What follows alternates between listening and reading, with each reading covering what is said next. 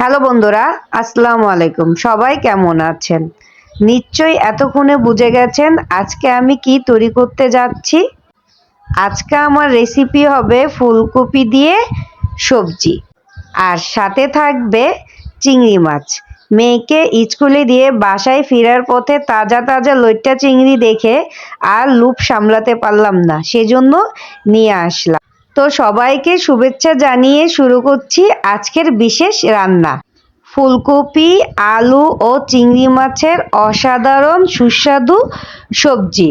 তো আমি সেজন্য এখানে বড় সাইজের একটা আলু এরকম পাতলা পাতলা সাইজ করে কেটে নিয়েছি। আর যা যা লাগছে, পেঁয়াজ কুচি, টমেটো, ধনিয়া পাতা, আর এই ছিল সেই চিংড়ি। সবজি ও প্রোটিন এই দুটাই নিখুঁত সম্বন্ধ আজকের এই রেসিপিতে। চলুন তাহলে শুরু করি আজকের রান্না।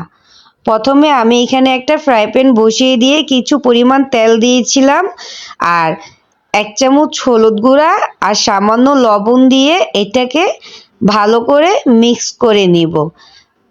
ভালো করে মিক্স করে তারপর এখানে দিয়ে দিব ফুলকপি ও আলু। এটাকে আমি সামান্য ভেজে নিব। রান্নার ক্ষেত্রে যদি ফুলকপিটা একটু ভেজে নেওয়া হয় তাহলে ফুলকপির যে একটা কাঁচা ঘ্রাণ থাকে বা গন্ধ থাকে, যে যেটাই বলেন, সেটা কিন্তু পরবর্তীতে থাকে না, আর আলুটাও অনেকটা সিদ্ধ হয়ে যায়। তো আমার ফুলকপি আলু অনেকটাই ভাজা হয়ে গিয়েছে, দেখেন এরকম একটা কালার যখন আসবে আমি সাইডে নামিয়ে রাখবো। তারপর একটা ফ্রাই প্যানে কিছু তেল গরম হতে দিব, দিয়ে দিব কিছু পেঁয়াজ কুচি। পেঁয়াজটা যখন হালকা হয়ে আসবে দিয়ে দিব 1 চামচের মতন রসুন বাটা, সামান্য জিরা বাটা। জিরা বাটাটা কেউ খেতে না চাইলে স্কিপ করতে পারেন। তারপর দিয়ে দিব 1 চামচের মতন হলুদ গুঁড়া। হলুদ গুঁড়াটা দিয়েও কিছুক্ষণ ভুনে নিতে হবে যেন হলুদের কাঁচা ঘ্রাণটা চলে যায়। তারপর এখানে দিয়ে দিচ্ছি 1 চামচের মতন মরিচ গুঁড়া, পরিমাণ মতন লবণ এবং 1 চামচের মতন ধনিয়া গুঁড়া দিয়ে মশলাটাকে ভালো করে ভুনে নিতে হবে।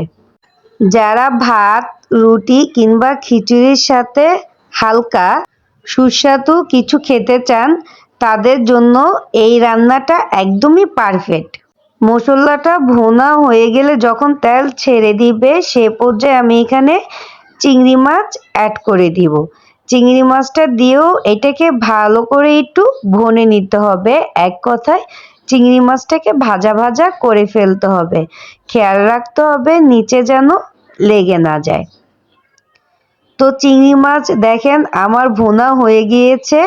এখন আমি এখানে ভেজে রাখা ফুলকপি ও আলু দিয়ে দিব। ফুলকপি ও আলু দিয়েও এটাকে ভালো করে একটু নাড়িয়ে নিতে হবে।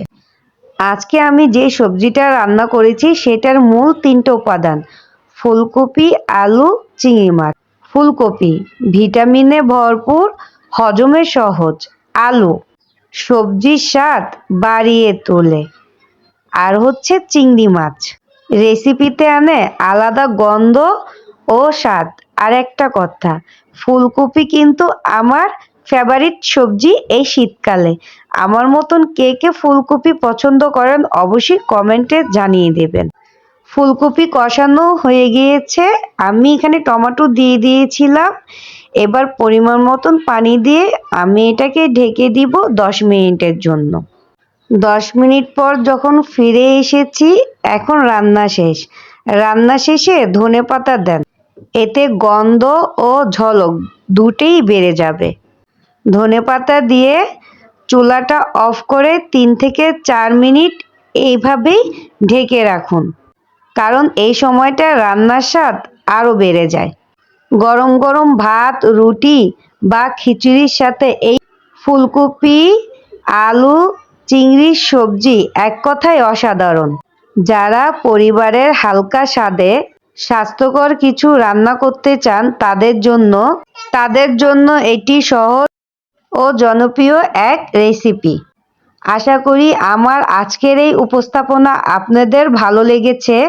আপনারা চাইলেও নিজস্ব পদ্ধতিতে আরও অন্য কোনো সবজি বা মটরশুঁটি যোগ করেও রেসিপিটাকে আরো আকর্ষণীয় করতে পারেন এবং সুস্বাদু করতে পারেন। ধন্যবাদ সবাইকে, ভালো থাকুন, সুস্থ থাকুন আর নতুন নতুন রান্নার সাথে থাকুন। আল্লাহ হাফেজ।